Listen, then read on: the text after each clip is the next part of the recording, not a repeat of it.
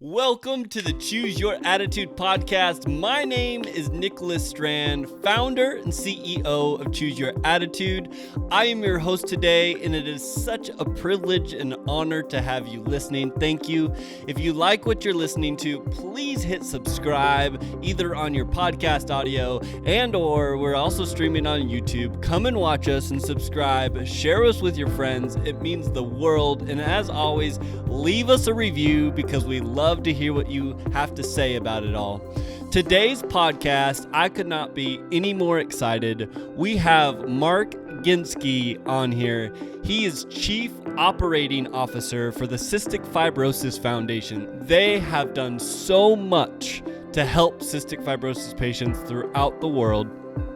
There's about 35,000 CF patients, and Brianna, as you may know, my late wife, she was one of them. They have done an amazing job to create a family, an organization to bring people together, raise money for research. But what's amazing is they've also are deeply involved with the research itself.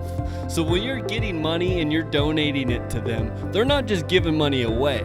They're keeping it in-house, doing the research and doing the work, and it is just so amazing to see these advances come through and to be able to see them directly, be able to celebrate directly. Through this episode, it's going to be so great to hear what the foundation is doing, why you should be involved, and we got a special announcement at the end. Or let's get to it. This episode made possible by viewers like you and, of course, of our sponsors.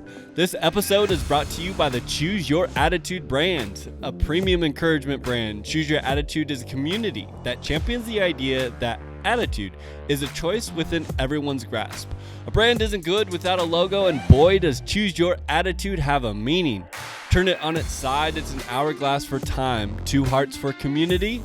The one on the left is your past, while the one on the right is your future, lifting up your past. And of course, the butterfly effect. Although we can't control the trials and tribulations we go through in life, we do control how we approach them with the power of choice in our attitude. Choose Your Attitude is a premium encouragement brand that offers men's and women's apparels and accessories, lots of selections, and for our podcast listeners, we're giving 20% off your order. Use the discount code podcast20, that's podcast20 for 20% off your first order. Go to chooseyourattitude.com. Again, that's chooseyourattitude.com and shop now for that premium encouragement. If you want to be a sponsor on the Choose Your Attitude podcast, email us at podcast@chooseyourattitude.com. Again, if you want to email us and be a sponsor on the Choose Your Attitude podcast, please email podcast@chooseyourattitude.com, and we would love to have your support. Now, let's get started. Let's roll the intro. Let's step back a little. Take a look inside our true self. Get comfortable in the uncomfortable. And let's embrace our reality. Life is tough, but so are you. Welcome to the Choose Your Attitude podcast with Nicholas Strand. Join Nick, author of Loving Someone Who's Dying, as he shares his experiences of life loss to life on the road as a traveling roadie. He and his guests will get into real topics while encouraging you to let go of the past, lift up the present, and fiercely build your better tomorrow. Let's get through this together. Now, here's your host, Nick Strand. Welcome to the Choose Your Attitude podcast. Again, my name is Nicholas Strand. I'm excited to have Marc Ginsky, who is the Chief Operating Officer of the Cystic Fibrosis Foundation. Thank you so much for being here today. Welcome to the show. Oh, it's my pleasure. Thanks for having me on. So I was introduced to you not only from the idea of Brianna having cystic fibrosis and our connection with the foundation, but also I was interviewing John Sardella, who wrote an amazing book, Journey Without a Map. And we're interviewing, and come to find out, he grew up with you. Yeah. John and I have been friends since we're 10 years old. So that's coming in on 48 years of friendship. So we've been friends for a really long time. And I couldn't believe it when I got the phone call from him saying, "You're not going to believe it. I was just doing this podcast, and this guy was talking to me, and his wife had CF." I said, "Oh, all right." And been able to speak with you a few times since then. It's been a pleasure. So Well, you were an active part of the community. So well, I appreciate it. Talking to you. For sure. I appreciate you. We've, like you said, we have had amazing conversations, and that's kind of why I wanted to bring it to the podcast and help share a little bit more about the community. Can you tell us a little bit of how you got to the CF Foundation and kind of a little bit about you before we dig into the CF Foundation? Yeah, sure. So I'm a lawyer by training, so don't hold that against me. I had a little over 20 years ago gone to work for a company as a lawyer, and the company focused on doing drug development and commercialization services for pharmaceutical and biotech companies. And I'd been with them I spent about 9 years as a lawyer there, and then I'd shifted over to the business side, and I was leading a division of the company. And I got a phone call from a recruiter who was interested in filling a role at the Cystic Fibrosis Foundation. And the honest truth is I returned the phone call because I thought it would be terrible karma not to return a call from a charity. And I returned the call to say, no, I'm really not interested. And she asked why, and I was honest about it. And she said, well, I think this isn't a normal charity. You might want to just listen for a little bit. And I decided to listen for a little bit. And the more I learned about the Cystic Fibrosis Foundation, the more I realized that it is unusual in lots and lots of ways, and it became more and more attractive. I just had my 5-year anniversary about 3 weeks ago, and it has been by far the most fulfilling and rewarding 5 years of my career. Nothing has even come close to being as filling me up as much as these last 5 years have. It's also been a remarkable time in the transformation of the disease, so it's pretty good timing. For sure. I mean, it's got to be fulfilling to, have not only a career where you put your time and energy into it, but also to be able to see how it's giving back to so many people. Yeah. When I joined, I didn't know anybody with CF, and what I had hoped for was that the mission would have some meaning for me. And I've gotten to know so many families and so many people with CF and so many that have suffered loss. And I have, unfortunately, I've been to funerals of people that are far too young to pass. And this is no longer an abstract concept to me. This is personal. This is viscerally personal. And, I really do care. And it has been very fulfilling to see how far we've come. And yet we still have so much work to do. And there are still people that are passing far too young, and the quality of life is not where it should be. So we still have a lot of work to do. It's amazing, though, to see the progress that has happened, like you just said, even within the last few years. I know when Brianna was born, at 3 years old, she was diagnosed, told she'd live till 13. Now that is extended, and especially with the drugs like Oricombi to Tricafta, advances are just going crazy. If you step back, I mean, the median life expectancy now is in the 40s.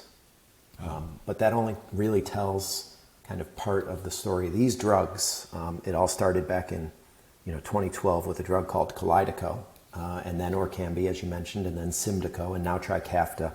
These drugs that address the fundamental genetic defect that causes CF have fundamentally and forever altered the lives of most people with CF. And young children born with the disease today, first of all, unlike Brianna, they should be diagnosed at birth, which makes a big difference in how they're taken care of, because newborn screening is everywhere now. And we have every reason to believe that they're going to live not till their 40s, but till their 50s, 60s, 70s. They're going to live a normal lifespan, and which is remarkable. There's still work to be done to make sure that that lifespan has the quality that all of us expect, those of us who do not have a disease like CF. But it is truly remarkable how far we've come but it is, the foundation is in its 66th year. It's not as if this happened overnight. So it took a lot of work and a lot of years. The progress that has happened, I've seen many people set the foundation aside from other foundations because this one is in a step above the others because of how advanced they've become in their, not only the fundraising, but also so much effort into the research and being a part of that. Can you talk a little bit about that? Yeah, so if you step back in time, if I have time to tell a history lesson, if that's all right with for you. sure, please. All right, so 1955, a group of parents get together and they say, this is not acceptable. We're losing our kids, before they're 10 years old, and something has to be done. And this group of parents gets together and they build a community. And everything that the foundation has done over 65 years now is because of this community of people. And Nick, you were part of that community, right? You and Brianna were active parts of the community.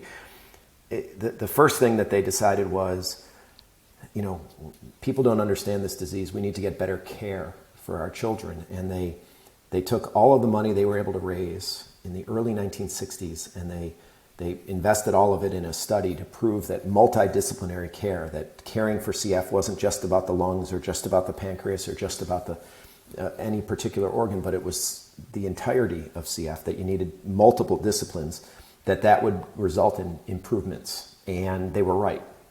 And that gave birth to this idea of a care model and a care network. And they started to fund hospital centers around the country to take care of people with CF, very specifically take care of people with CF with pulmonologists and other doctors that could focus on the entirety of the person. And then they started to realize that they needed to have a better understanding of science. So now they have these doctors around the country who are gaining understanding of the disease, and they started to fund research by those same doctors and scientists. And that research program continued to grow and grow and grow and grow.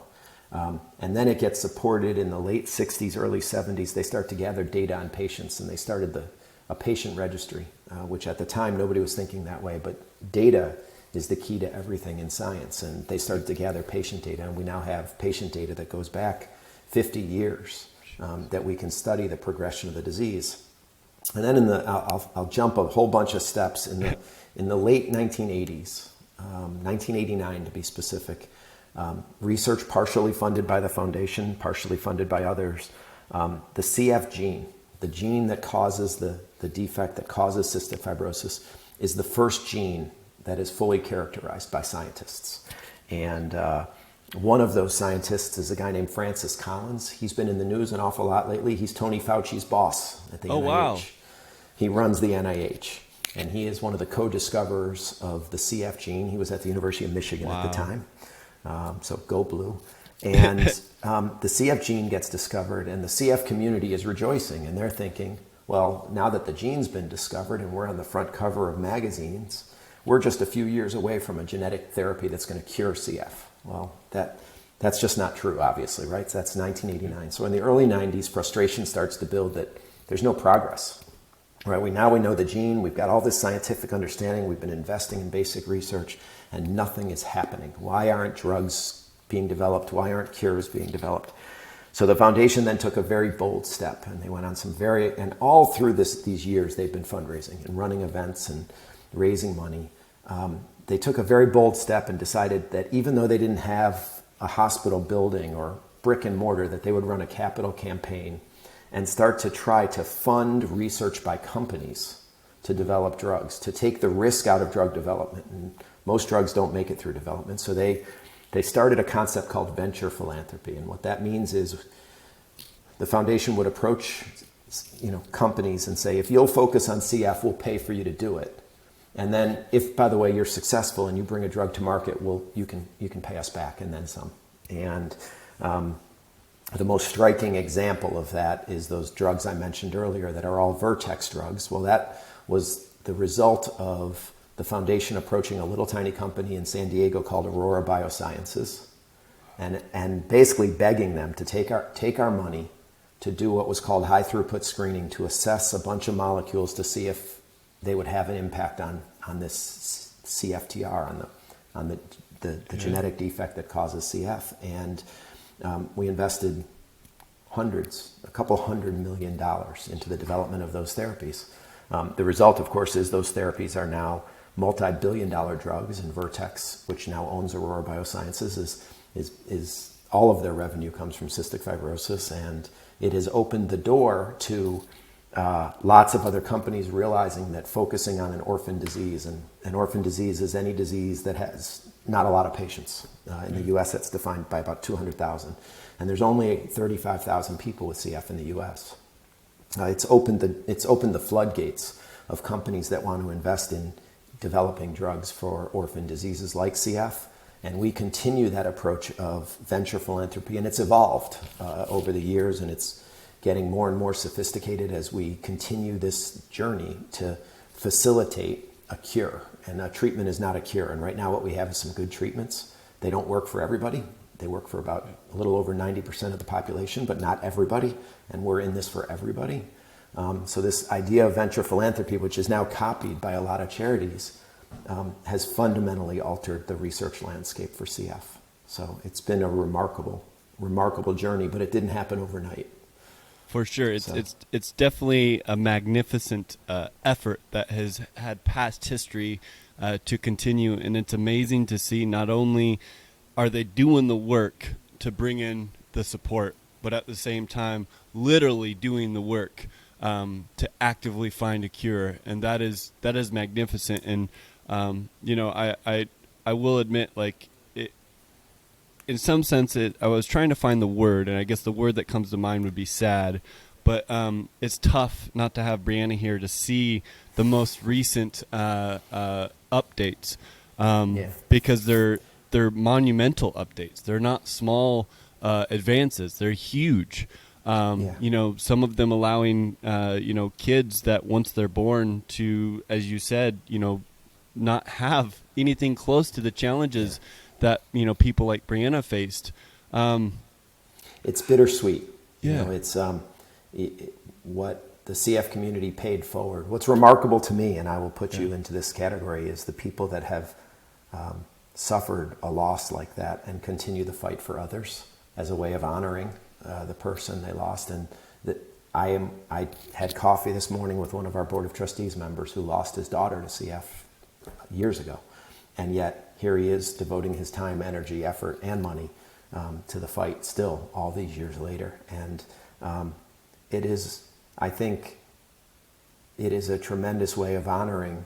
None of this happens without the past. It's not, and it is a remarkable story of perseverance. And I wish she was here too, because for two reasons. One is she'd enjoy seeing the progress, but she'd benefit from the progress. It would make a fundamental difference in both the quality and the duration of her life. The transition, just to kind of share how close we were, March, so she passed in May, and March was literally that transition period where we were trying to do Oricombi. She had the abscessus drugs, we had taken the IVs out, and she had just got the first box of Oricombi before the infection hit and kind of took over. But it's exciting though, as I talk to other CF patients and see the progress, because it literally, to hear some of these patients talk about breathing in a way that they've never felt before. That's very uplifting and encouraging and exciting. How close do you feel we are? I know you're not, and it's kind of a genie bottle, but at the same time, how do you feel about all that? Well, let's define what we have, I think, a little bit. So, it's interesting. You mentioned abscessus, right? You mentioned an infection. And one of the challenges that people with CF face is because the mucus in their systems is so thick, it is a breeding ground for infection. And ultimately, thanks to advances in treatments like pancreatic enzymes, it's the lungs that really ultimately cause the demise of people with CF. And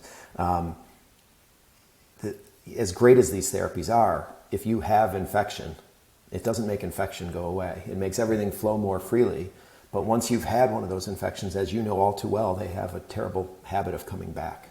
So we continue to invest tremendous amounts of money in research on better anti-infectives and better antibiotics and better treatments for those infections, because regardless of how good these other treatments are that are genetically modifying, so to speak, they don't make the infections go away, right? So particularly for adults that get on therapy, it doesn't reverse the lung damage and it doesn't make infection go away. It makes it less likely to flare up, but it doesn't make it go away. But what these treatments are, particularly the most recently approved one, the one that was approved in October of 2019, October 21st, 2019, not that date stands out in my mind, is called Tricafta. And that was a step forward that made all of the others seem small, because Tricafta was highly effective. Orkambi was a good drug, I would say, and Symdeko was a good drug. Kalydeco, which only worked for a very small percentage of people, was a great drug. Well, Tricafta is a great drug for a lot more people. So just to, let me try to frame this out. So CF is one disease, and it's caused by one genetic mutation, but a mutation in a particular gene, but there's almost 2,000 different variants of that genetic mutation. And what Tricafta did is it took the number of people that were eligible for a highly effective therapy from about 6% to about 93% once the label gets expanded to kids. And we are literally waiting any day for Tricafta's label to go to kids. I mean, we're literally clicking on refresh all the time, waiting to hear the news from the FDA that they've approved an expansion of the label to kids. So now we have these treatments that are highly effective for, over 90%. The problem that we have is that, so the way these treatments work, I think the best way to think about it is if you're entering a highway and you've got a yield sign, and what these drugs allow you to do is have a longer lane so that you can accelerate and merge into traffic really easily. It allows the flow of chloride. It opens up the chloride channel and allows everything to flow better.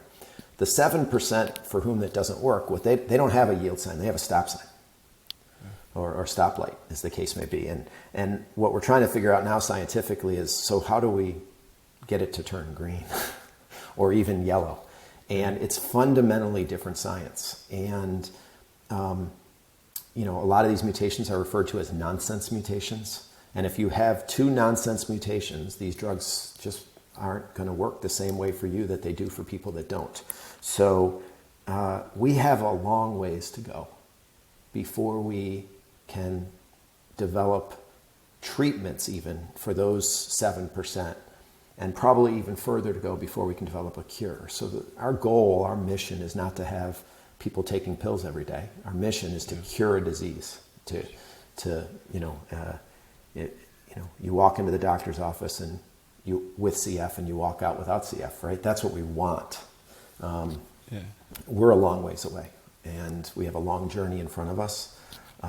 And in the meantime, even when we are able to develop those therapies, we have to be aware that people are going to still need our help. They're still going to have infections. They're still going to have lung damage. They're still going to need lung transplant. So unfortunately, I will be retired before we finish this job. We have a long ways to go still, unfortunately.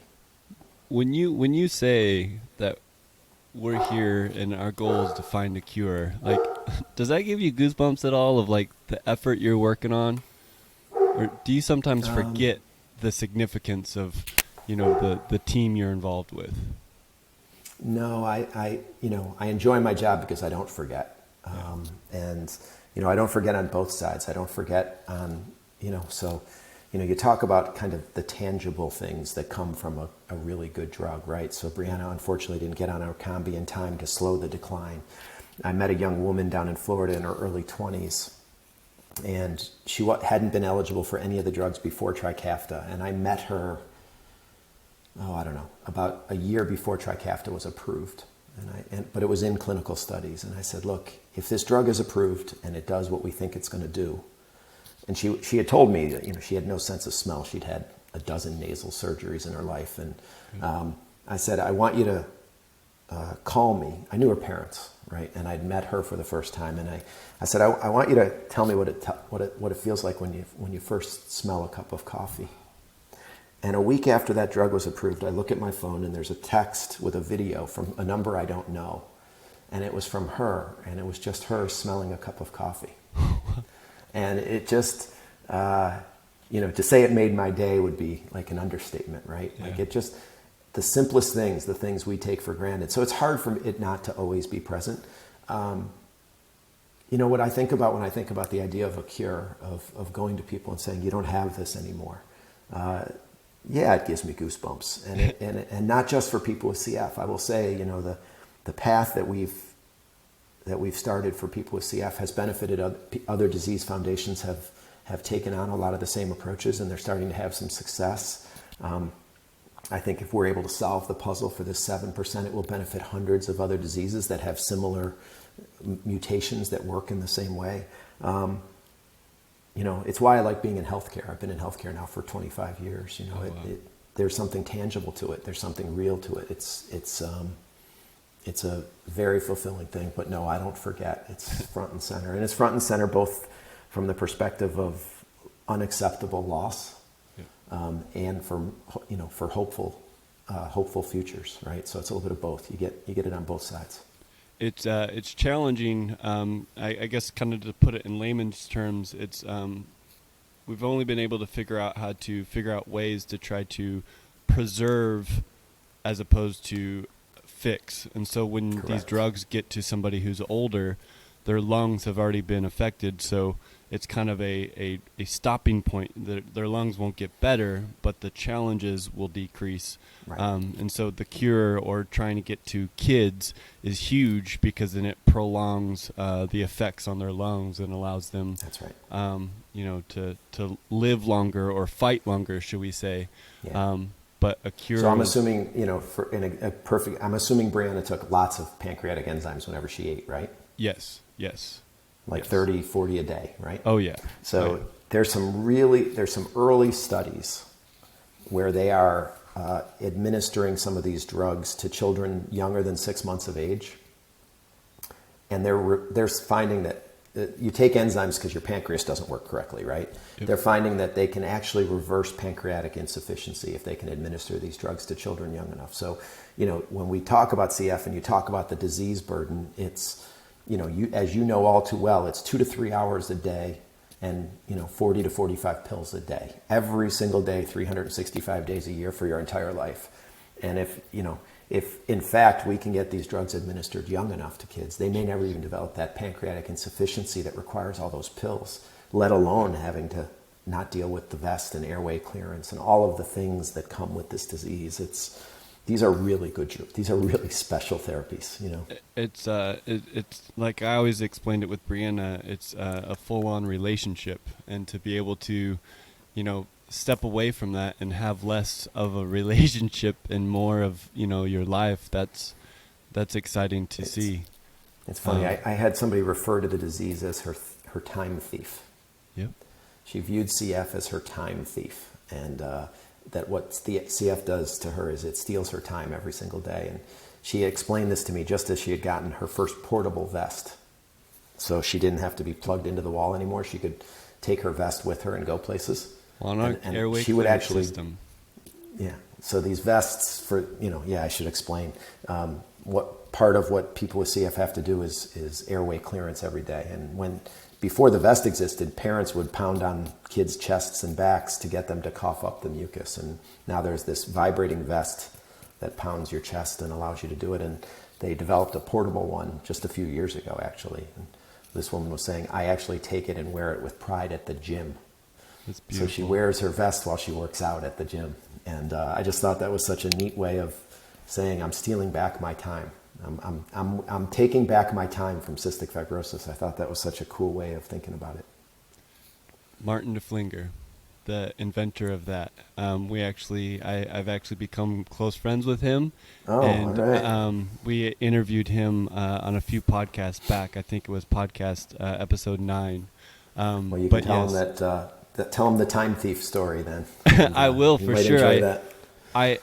One of the things I said is, the freedom you've created, and that was exactly his story is, the challenge of, what CF takes from you. And he didn't want to sit there connected to these hoses and this full machine that does that. And so as a kid, he created the vest, and that's exciting to see that, even for that, it's that freedom. I do know, like, just to kind of connect it with Brianna, that was one of the biggest challenges with her and the doctors is exactly like you said, is, you sit there and the doctor will give all these regimens of breathing treatments to drugs, and 2 to 3 hours of your day every single day, that adds up, especially when you want to live, and the last thing you want to do is have to always struggle. And that was Brianna's challenge of finding that quality over quantity of, how much time am I willing to put into this, which is, not in a bad way of, saying, she was looking at the quality of trying to figure out, how you manage that, because it is a full-on relationship, and that's amazing. It's not, there's nothing easy about CF. There really isn't. There's nothing easy about it at all. I have to ask, for those that maybe aren't connected with cystic fibrosis, and as a person kind of coming into the foundation on the outside, why would I want to be a part of this organization? Why would I want to support it? Why am I so fond of it? Well, I guess I'd point to a few things. Let's take it as a given that you don't know somebody with CF, right? That there's not a personal relationship. I am increasingly, as I meet more and more people, and again, I'm reasonably new in the philanthropic world, right? 5 years into my journey. People want to give to things in which they believe their dollars have an impact on something. They don't want to just give for the sake of giving per se. They want to give to make an impact, to make a difference. You want that feeling of, that personal feeling that you have contributed to something. And I think where the CF Foundation has done a remarkable job is in distinguishing itself is that the advances and developments that have all happened with the support of the foundation, not independent of the foundation. And my perspective is, by the way, when it comes to healthcare advances, I don't care how the hell they happen as long as they happen, right? And I wish these same advances were happening for countless other diseases that have touched me and you, and I'm sure everyone that listens to you in their lives, whether it be, cancer or Alzheimer's or, whatever it might be, arthritis. All of these diseases are terrible, and I wish, you just want to see advances no matter how. I think what CF does, however, is because the foundation has established this incredible ecosystem of care of doctors and researchers, nothing happens without us. So we're a part of the story all the time. It is, and that's a really powerful thing, so that you know that ultimately your money is going to get put to work and make a difference. I also think that we're paving the path for lots of other diseases, and there's something to be said for that. That as we continue to develop and succeed in doing things in different ways, others follow that lead, and hopefully they will succeed as well. Unlike my prior life at a public company, I don't view this competitively. I want everyone to succeed.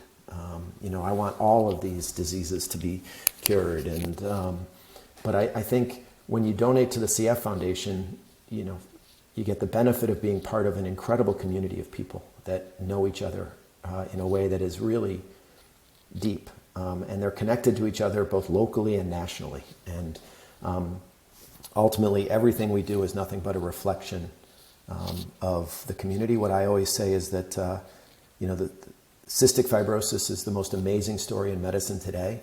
The community, they're the authors of the story, and those of us that are privileged enough to work here at the foundation, we get to put pen to paper on your behalf.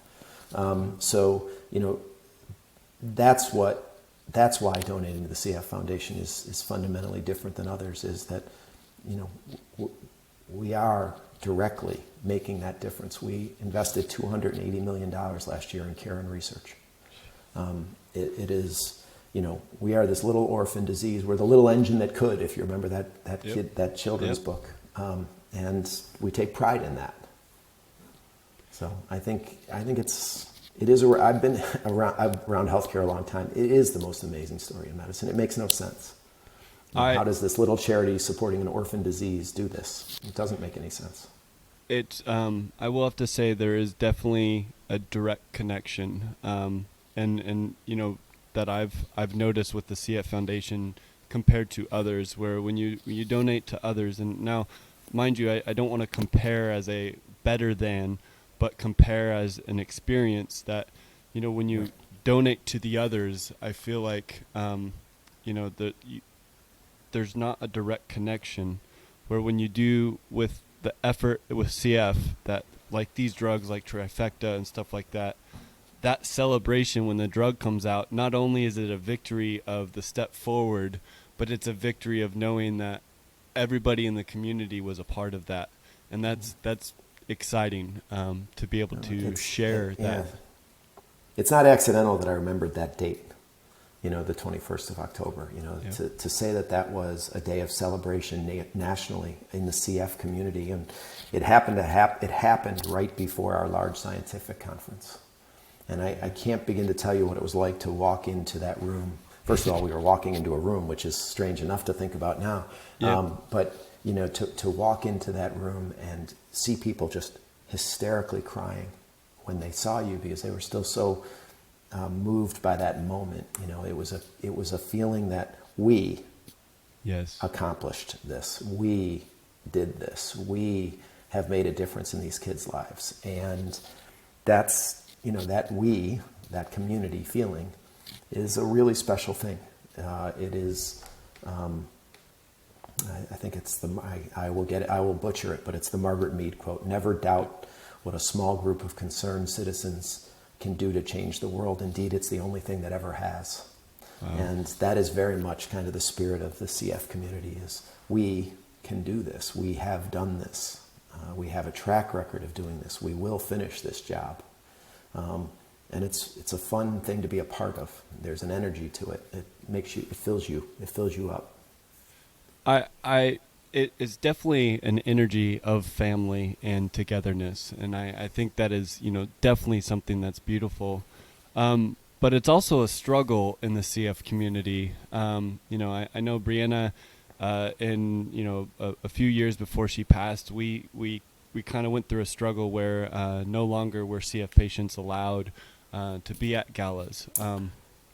It's tough to take on as a patient, because you've felt what it was before, but you also understand, kind of the challenge of, what that is with somebody with such a compromised immune system possibly affecting others. And then now with COVID,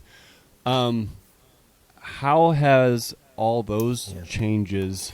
Just to elaborate on what you were talking about, is it's something called infection protection and control. So what was found, this goes back a little before my time, I'd say 6-7 years ago, I guess it was. The foundation kind of changed the rules for its events so that only one person with CF could attend. And you may say, well, that seems crazy. Why is that? Well, what had been discovered is that the infections that are carried in the lungs of people with CF, other people with CF are uniquely susceptible to. So while you and I are not susceptible to these things, these bugs, these infections, are highly contagious to people with CF, and they're airborne. So this idea of social distancing that we are now all familiar with is something that people with CF have been familiar with for far longer. And, it is very hard to think about anything positive coming from something like this pandemic, and given the pain that it has inflicted on so many. And yet I think within our community, it has created a greater understanding of that feeling of isolation that people with CF have to deal with all the time. And I think for us, I think we are going to find ways. Look, we have to have the discipline around infection control. I mean, just to put some perspective on this, many, many years ago, they used to have CF camps for kids, and they were always wondering why in the fall so many of these kids were passing away. So it was real. It's not made up science. But what we've come to realize is that we can connect virtually, and we have an obligation going forward to be more inclusive. We know that we can't do it in person, but we can find better ways of bringing people in and making them at least feel partially a part of something, right? Yeah. So much of what we do is based on being together as a community. We are, a lot of charities, for a lot of good reasons, have moved away from event-based fundraising. It is far better for an organization to just get a check than it is to host an event. Hosting an event costs money. It's not as efficient. But for us, we're always going to stay event heavy because that's how we built this community. Yep. And while we will not incorporate more than one, that's why our outdoor events like Great Strides were so much more popular, because they were outdoors and you could maintain social distance, we could have more than one person with CF. And the best thing about a Great Strides walk, which is kind of our biggest event, it's national, there's hundreds of them, is that you see the people in their purple shirts and you know they're fighting CF. And some of them could be a year old and some of them could be 25 years old. And every once in a while you come across the 60-year-old with CF, which is always a really special thing to come across, right? And but I think the pandemic will actually make us better on the other side of this as a foundation. We have all gotten a little bit more familiar with what people with CF have had to experience, and I think it will be better for it at the end. I definitely have noticed a lot of these ways that we can advance and be able to reach a wider audience has been sitting in front of us kind of, but we haven't been challenged to have to think about it. That's right. And so to see some of these things, you know, like I saw a convention that was happening the other day that had over 300,000 people at it, but it was all virtual. And so now all of a sudden, you know, you're able to have these events, but have more people there. That's right. Have you seen that type of increase of actually it, you know, advancing just by, you know, a little bit of redirection of thinking? Very specifically within our community, we have definitely found that we have found ways to connect more with the adult CF community than we ever have before. And it's noticeable and it's tangible and it's visible and we see it. So, you know, to your point, you know, when you're limited to one person per event, you tend to not even connect with the other people in that local community that have CF. And now because of these events, the other thing that's happening is there's a groundswell among the adult with CF community to create a community for themselves virtually. And last year, a few leaders of the adult community approached me that I know them, and they approached me and they said, we want to do a fundraising event that is by people for CF, for people with CF. And it was called Rose Up. And I think you probably know about roses, 65 roses. Yep. And we pulled it together super fast, but it was a remarkable, they were able to get people with CF in all 50 states to participate. And they put little roses in every state as they filled their board, right? And a lot of these people had never been connected with the CF Foundation before. And they found each other through social media and through other mechanisms, right? And they drew people in. And we think for us, that's, again, you know, you try to make some lemonade out of the lemons of the pandemic. I think this is an example of definitely finding connection with a greater proportion of our adult community is definitely making some lemonade out of those lemons. That's, it's exciting to see the progress. It's sometimes being able to stand outside of the struggle and see how sometimes it was right in front of you and how advancing it is sometimes, you know, a little bit of a chuckle, but it is exciting to see, you know, those steps of growth. And yeah. Well, it's interesting. Some of it is, you know, I think the acceleration in technology to enable it has made a difference too. I mean, I hadn't, you know, if you went back 3 years, had you ever been on a Zoom call? You know, and now, you know, it's pretty commonplace to get on Zoom calls, right? So I think technology has helped us. There was a nice coincidence of there being technology to make it happen, and social networks to expand the reach. So I have to ask, you know, kind of to start wrapping this up, in your full experience of this, and I know we've kind of touched it a bit, but what would you say is like the biggest thing that you take home every day, you know, from this? Like, what kind of lessons would you say that you've been able to apply elsewhere or been able to take and share with others to, Well, I'll bring it back to that little expression over your left-hand shoulder there, choose your attitude a little bit. Yes. You know, I think I'm amazed by people with CF and their families. I am incredibly fortunate to have 2 healthy children. They're not they're not that young anymore, I guess. I guess one of them technically isn't a child and the other one is barely a child. But, when I hear the stories of perseverance and I meet these people with CF and they're always smiling and their families are always smiling and they're happy and yet they're spending 3 hours a day going through treatment and never knowing when the next trip to the hospital for an exacerbation is, it can't help but make you reflect upon the fortune that you have to be here and to get to experience all that life has to offer. So I think for me personally, I am and it's, it was part of the reason I joined was I think I have a much greater appreciation for the things in my life than I ever did before, and a much greater desire to help provide those things for others than I ever did before. And I think that's on a personal level. From a work perspective, however, what I focus on every day is, boy, do we still have work to do. Yep. It is still unacceptable to me that people are dying young. It is still unacceptable to me that people are spending 3 hours a day going through these treatments. So from a work perspective, my lesson is, boy, do we have work to do. Our most challenging and important work is ahead of us, not behind us. And while it's wonderful to celebrate all that we've accomplished, and that is important, and you need that celebration to move forward, we have work to do. So I say those words, we have work to do, a lot.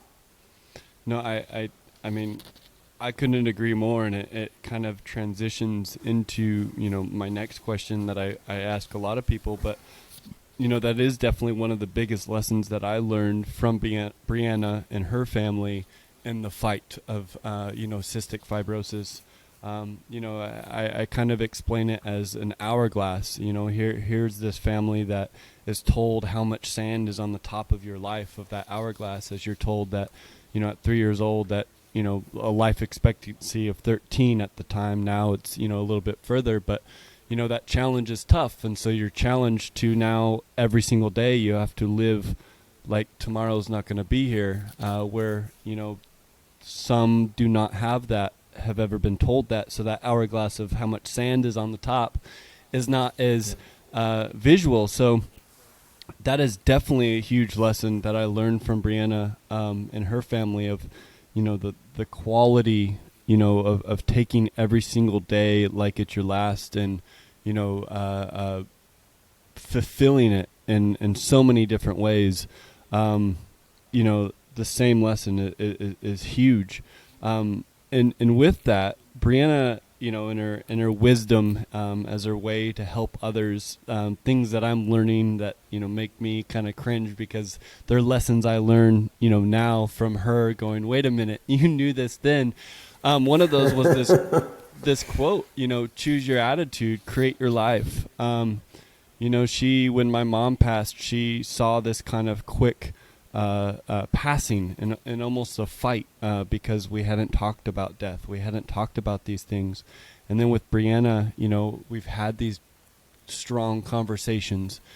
And for her to create this and now this legacy to kind of, continue, I got to ask you, if you were to interpret that, and you kind of did a little bit, but choose your attitude, create your life, how would you kind of interpret it in your words? I think you have a choice when you wake up every day.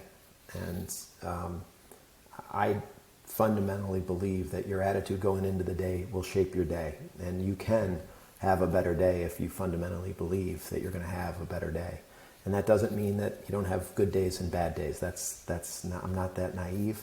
But I do believe that your outlook and the approach that you take to any given challenge in your life, or any given opportunity in your life, put differently, makes a fundamental difference in how it's addressed. And I wear around a shirt all the time that says half full on it. Especially when my kids are driving me crazy, I wear around a shirt that says half full. Yes. Because I think fundamentally you can look at a glass as half empty or half full. It all depends on how you want to perceive it and how you want to drive it forward. So when you first told me about choose your attitude, and I saw choose your attitude, create your life, I just think it is a perfect way of expressing this idea that how you approach things makes a difference. It's not just about the fact that you may have a hill to climb. It's about the fact that you know what? Yeah, I've got a hill to climb, and I might not feel that great when I get to the top of it, but boy, the view up there is going to be freaking awesome, and I want to go see the view. So that's the attitude I'm going to have, is I want to see the view. So yeah, I'll put up with the struggle in the meantime, and it doesn't make the struggle go away. But when you're working towards something, and life is something worth working towards, I think your attitude fundamentally does make a difference. That's beautiful. I mean, you're right. Whether you have to make a choice, or it's something less, some of us, like with CF, they have to make a choice to do that, where others are, have a little bit more of freedom, I guess is the word. But no, it's definitely, as I say, it's easy to say but difficult to do. But it's definitely something that, I constantly learn from Brianna. If people want to get involved and they want to get connected, what are some ways that they can reach out and? So I guess first of all, we have chapters just about everywhere. Not everywhere, but just about everywhere. We have 70 chapters around the country, local chapters. We will get back to being in person at some point. This pandemic will end. Up until then, I would encourage. We have a really simple website. It's cff.org. Yep. So cff.org. And it is a great website, soon to be greater. We're upgrading it. But I think it's a great place to learn about the disease, to learn about the history of the foundation, to see how you can get involved. And we have a lot of opportunities to get involved. Obviously, donating is one way, but attending, I would encourage people, particularly as we get back to being in person, go to a walk.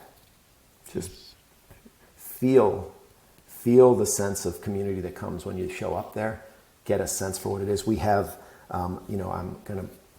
we have a group called Tomorrow's Leaders, which I would encourage young professionals in particular to think about. It's a national, we have it locally and nationally, and what we do there is we provide opportunities, networking and educational opportunities for young professionals, and try to, obviously we're trying to connect people to our mission and create a long-standing relationship with people over the course of their careers. But I would encourage people to look into Tomorrow's Leaders on our website. That's something that you can join, and again, I'm one of yesterday's leaders, so I'm not a tomorrow's leader, that's for sure. But I would encourage people to think about something like that. We do a lot of advocating for healthcare policy that makes a difference in the lives of people with CF. And as you can imagine, it's not just people with CF that benefit from that advocacy. So there are lots of different ways to be involved. We are always looking for time. Yes. It is not just about money with us. It is about being a part of a community. If you want to be a part of a community that is making a difference in the world and making a difference more tangibly in the lives of individuals living with a disease, I would encourage you to do that. And I think I would say we're starting to have some outdoor events now, and I think by the time the fall rolls around, I suspect we'll start moving back indoors soon enough. I love it. I will have to say, too, that is one thing about the organization that I love is the education of the actual disease all the way up to, being involved is very clear and very... most people, when you talk about a disease, there's weight, there's heaviness. But it is definitely something in the CF community that, as you've said before, there's a bit of ownership and a smile. As everybody's going through it. It is challenging, as you said, we want everybody to be healthy, but it definitely puts a smile for the struggle that's there, giving people, that energy or that lift up, so that way in the morning they can have that hope and that half full mentality. Nobody fights this alone. Yes. Nobody fights CF alone. There are thousands of people fighting with you every single day. So nobody fights alone in this fight.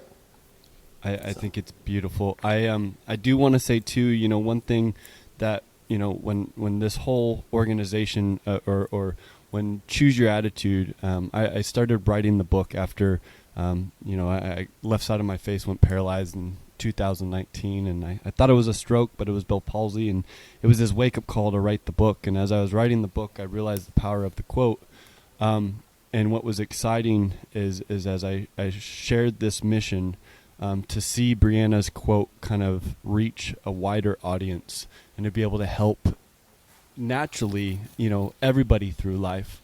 But as a way to give back and as a way to channel, one thing I've decided, and I'm excited to kind of share with you, is we're going to give a percentage of our sales to the Cystic Fibrosis Foundation and continuously try through our organization help others through the life struggle, but at the same time be able to give back to the CF Foundation to help Brianna and others' goals to hopefully one day get that CF to stand for Cure Found.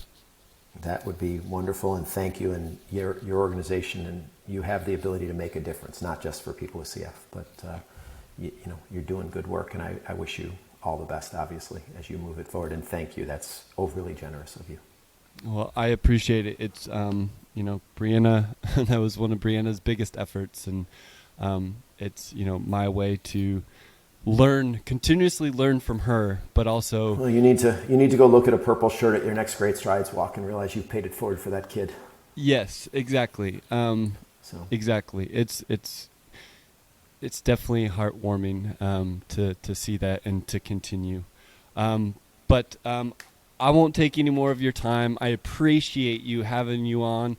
It's been great. I think a lot of people have gotten a lot of good stuff from this. Thank you for your time. Thank you. It was my pleasure. I really enjoyed it, Nick. Thanks.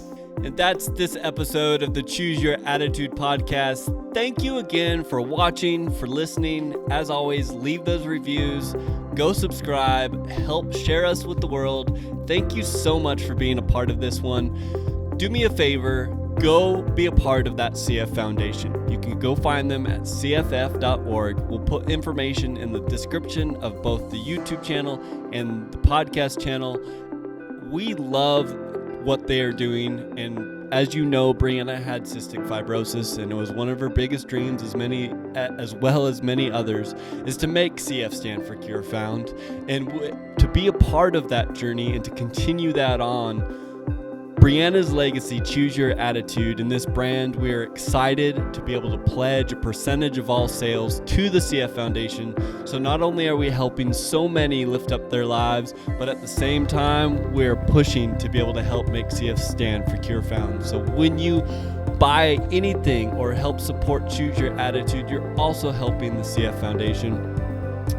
If you want to support the foundation directly, go to the cff.org.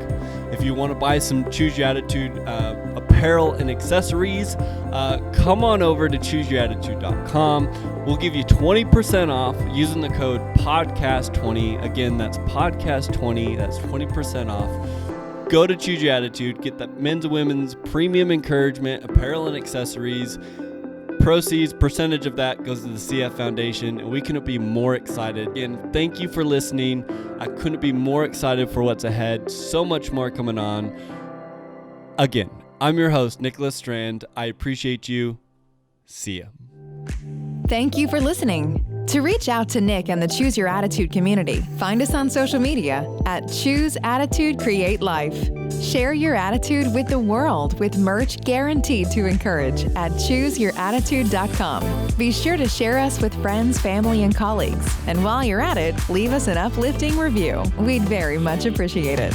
Check back for new episodes. Until next time, choose your attitude, create your life.